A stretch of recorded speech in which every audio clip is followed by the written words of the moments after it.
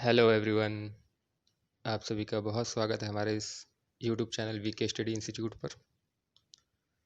जो भी पहली बार हमारे इस चैनल पर आज विजिट कर रहे हैं उन सभी से मैं रिक्वेस्ट करूंगा कि चैनल को सब्सक्राइब कर लीजिए, साथ ही बेल आइकॉन को भी प्रेस कर दीजिएगा, जिससे आपको हमारे आगे की वीडियो की नोटिफिकेशन तुरंत मिल जाए। आज का जो वीडियो है वो इकोनॉमिक्स के एमसीक्यू पर है।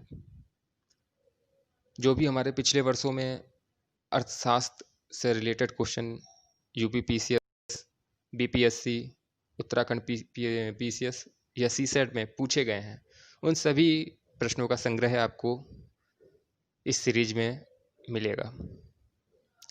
इकोनॉमिक्स की जो मल्टीपल चॉइस क्वेश्चन एमसीक्यू की जो सीरीज होगी वो 4 पार्ट में होगी, और उन पार्ट में सिर्फ वही क्वेश्चन होंगे जो अभी तक किसी भी स्टेट एग्ज़ाम में पूछे गए हों, चाहे वो यूपीपीएससी हो, चाहे वो बीपीएससी हो, चाहे वो उत्तराखंड पीएससी हो, या कोई भी अदर स्टेट का एग्ज़ाम हो। उन सभी का संग्रह होगा उन सभी पार्टों में। या सी सेट के भी कुछ क्वेश्चन मैंने इसमें शामिल किए हुए हैं जो सी सेट में पिछले वर्षों में पूछे गए हैं। तो आज के वीडियो शुरू करते हैं। इकोनॉमिक्स के मल्टीपल चॉइस क्वेश्चंस और बहुत इंपॉर्टेंट क्वेश्चन भी हैं ये, तो ये रिवीजन क्लास भी आप इसे मानकर चल सकते हैं। पूर्व में आयोग द्वारा पीसीएस की परीक्षा में पूछे गए अर्थशास्त्र के प्रश्नों का संग्रह।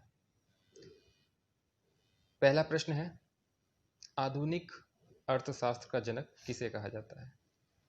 एडम स्मिथ को आधुनिक अर्थशास्त्र का जनक कहा जाता है। अगला प्रश्न है, ये सभी प्रश्न पिछले वर्षों में पीसीएस की परीक्षाओं में पूछे गए हैं। आपका नेक्स्ट क्वेश्चन है, भारत में आर्थिक सुधार के जनक किसे कहा जाता है? तो डॉक्टर मनमोहन सिंह जी को भारत में आर्थिक सुधार का जनक कहा जाता है। अर्थशास्त्र में 1998 का नोबेल पुरस्कार किसे मिला? तो अमर्त्य सेन, जो कि अर्थशास्त्री थे कल्याणकारी शाखा के, इनको अर्थशास्त्र में नोबेल पुरस्कार मिला। और जो मेरा इकोनॉमिक्स का वीडियो है उसमें आप जाएंगे तो इनका पूरा डिटेल में आप वहाँ से देख सकते हैं। स्वाधीन भारत की प्रथम औद्योगिक नीति किस वर्ष घोषित की गई? तो स्वाधीन भारत की प्रथम औद्योगिक नीति 1948 में घोषित की गई। 1947 में एक औद्योगिक सम्मेलन बुलाया गया जिसमें औद्योगिक नीतियों पर चर्चा की गई, उनकी समस्याओं पर चर्चा की गई। और 6 अप्रैल 1948 को तत्कालीन उद्योग एवं वाणिज्य मंत्री श्यामा प्रसाद मुखर्जी ने औद्योगिक नीति वर्ष 1948 में घोषित की। नेक्स्ट क्वेश्चन है, वेल्थ ऑफ नेशन पुस्तक के लेखक कौन है? तो वेल्थ ऑफ नेशन के जो लेखक हैं वो एडम स्मिथ हैं, जो कि अर्थशास्त्र के जनक भी हैं, और ये अर्थशास्त्र की कल्याणकारी शाखा से जुड़े हुए हैं। दास कैपिटल किसकी प्रसिद्ध पुस्तक है? तो दास कैपिटल कार्ल मार्क्स की प्रसिद्ध पुस्तक है। Poverty and un British rule in India किसकी प्रसिद्ध पुस्तक है? दादा भाई नौरोजी की, जिन्होंने 20 रुपये प्रति व्यक्ति आय निर्धारित की थी। उसके बाद में कई बार पूछा गया है परीक्षा में अमर्त्य सेन की पुस्तकों के बारे में। तो अमर्त्य सेन द्वारा लिखित पुस्तकें कौन सी हैं? तो collective choice and social welfare, poverty and famines, India economic development, social opportunity. Next question है आपका, पॉलिटिक्स ऑफ चरखा पुस्तक के लेखक कौन है? तो जेबी कृपलानी जी पॉलिटिक्स ऑफ चरखा पुस्तक के लेखक हैं। नेक्स्ट क्वेश्चन है आपका, आर्थिक विकास सामान्यतः युग्मित होता है तो स्फीति के साथ में आर्थिक विकास युग्मित होता है। अर्थव्यवस्था में जब मुद्रा आपूर्ति में वृद्धि अथवा वस्तुओं की आपूर्ति में कमी होती है तो मुद्रास्फीति की स्थिति उत्पन्न होती है। इसमें मुद्रा के वास्तविक मूल्य में कमी आती है। सामान्यतः विकासशील देश में सीमित मुद्रास्फीति यहाँ की आर्थिक अर्थव्यवस्था में सहायक होती है। मुद्रास्फीति जिसे इंग्लिश में इन्फ्लेशन बोलते हैं। नेक्स्ट क्वेश्चन आपका है, भारत की संचित निधि से निधि निकालने के लिए किसका अनुमोदन अनिवार्य है? तो भारत की संसद का। संचित धन अनुच्छेद जो है 266 है। संविधान में इसकी विस्तृत व्याख्या की गई है। जब संविधान का वीडियो बहुत जल्द आपके सामने लेके आऊँगा, जिसको डिटेल में आपके सामने प्रेषित किया जाएगा।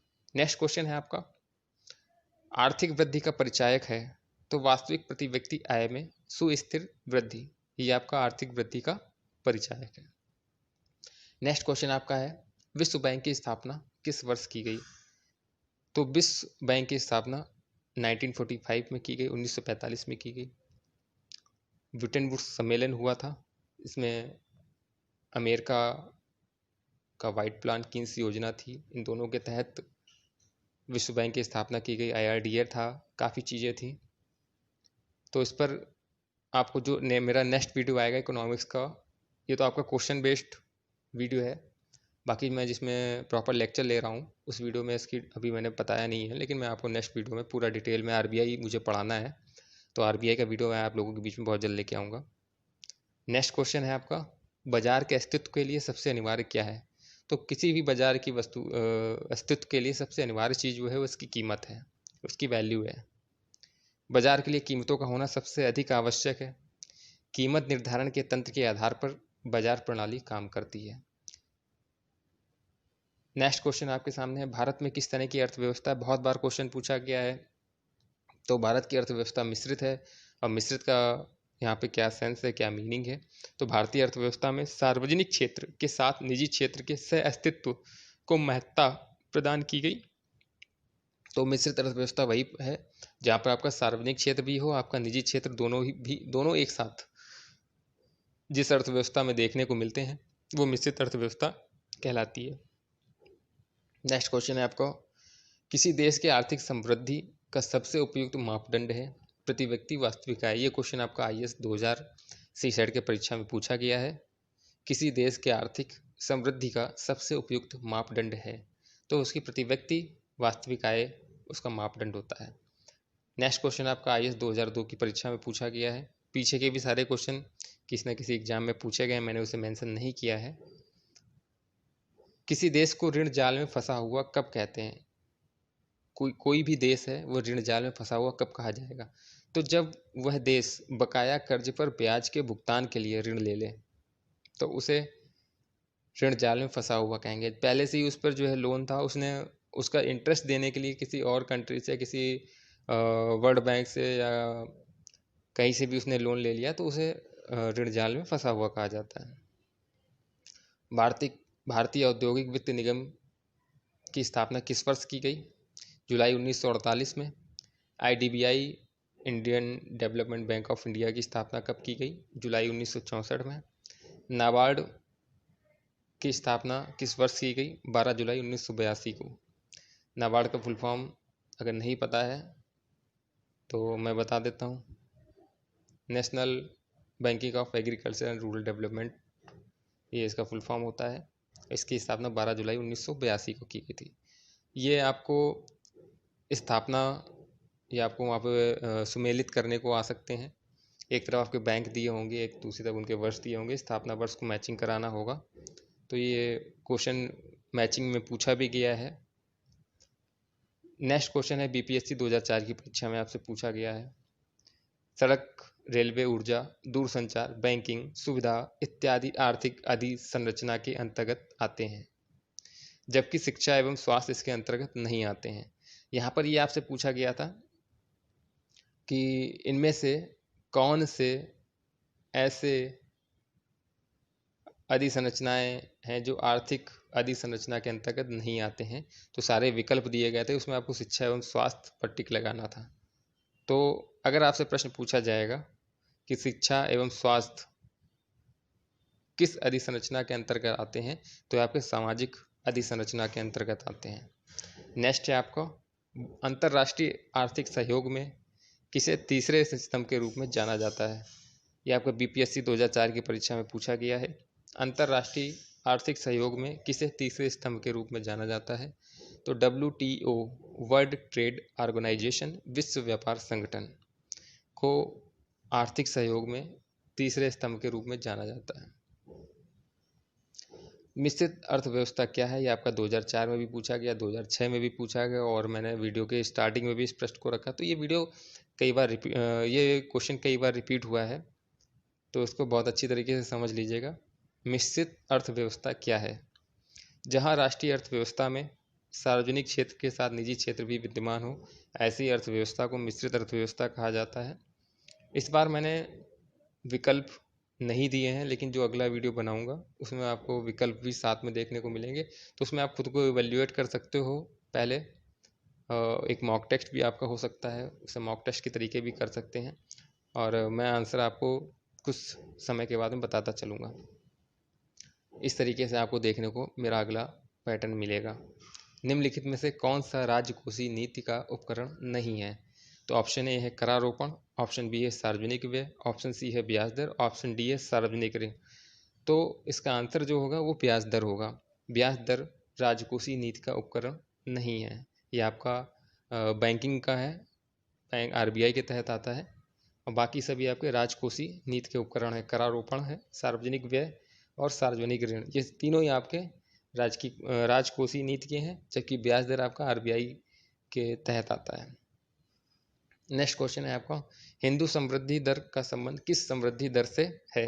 तो आपका सकल राष्ट्रीय उत्पाद से हिंदू समृद्धि दर का संबंध है।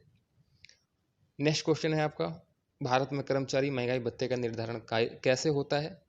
तो भारत में कर्मचारी महंगाई भत्ते का निर्धारण उपभोक्ता मूल्य सूचकांक के आधार पर होता है। नेक्स्ट क्वेश्चन है, भारत में अधिकांशतः बेरोजगारी है, तो कैसी बेरोजगारी है? चक्रीय बेरोजगारी है। चक्रीय बेरोजगारी क्या होता है? ऐसी बेरोजगारी जो समग्र मांग में कमी तथा निष्क्रिय उत्पादन क्षमता के कारण हो, उसे चक्रीय बेरोजगारी कहा जाता है। और मांग में वृद्धि के साथ अगर समाप्त हो जाती है तो वो चक्रीय बेरोजगारी होती है। जैसे जैसे डिमांड बढ़ती है तो बेरोजगारी, अनएम्प्लॉयमेंट ख़त्म होने लगता है। तो यही चक्रीय अनएम्प्लॉयमेंट का एग्जाम्पल है। नेक्स्ट है आपका, बेरोजगारी की समस्या से गरीबी बढ़ती है क्योंकि मुद्रास्फीति की दर बढ़ती है। ये आपका उत्तराखंड पीसीएस की परीक्षा 2012 में प्रश्न पूछा गया है। बंद अर्थव्यवस्था क्या है? बंद अर्थव्यवस्था वह होती है जिसमें ना निर्यात हो ना ही आयात हो, वह बंद अर्थव्यवस्था कहलाती है। यह आपका सीसेट 2011 में परीक्षा में आपका प्रश्न पूछा गया था। नेक्स्ट क्वेश्चन है आपका, भारत में निर्धनता के स्तर का आकलन किया जाता है परिवार के उपभोग के आधार पर। यदि आपसे पूछा जाएगा परिवार में निर्धनता के स्तर का आकलन किया जाता है, तो इसका आंसर हो जाएगा परिवार के उपभोग के आधार पर।